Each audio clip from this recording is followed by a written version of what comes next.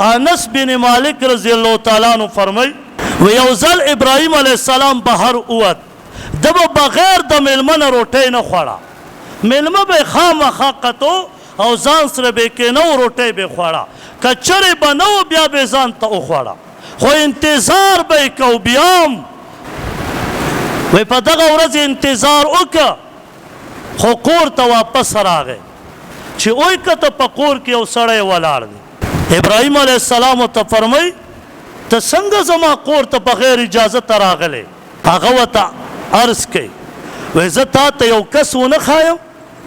وی څوک وی هغه د الله رب العزت ډېر محبوب بنده دی و الله رب العزت خپل دوست ګرځولی دی ابراهیم علیه السلام ورته فرمایي ما ته وښایه چې په هر ځای کې وي زه به ځان ور رسوم او د هغه سره میلاویږم چې هغه الله رب العزت په دوستۍ سره نیولی دی ابراهیم علیه السلام چې دا وفرمایل هغه جبرائیل علیه السلام راغلی ورته عرض کوي یا ابراهیم علیه السلام زه جبرائیل علیه السلام یم د انسان په شکل کې الله را لېږلی یم و هغې پسې ګرځم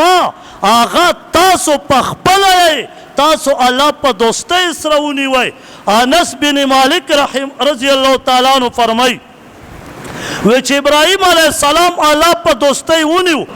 وی فرمایي په هغه کې یو عمل لوی دا و چې هغه به د الله په نوم خلقو ته ورکړه ډېره کوله د الله په نوم به چې چا ترې وغوښتې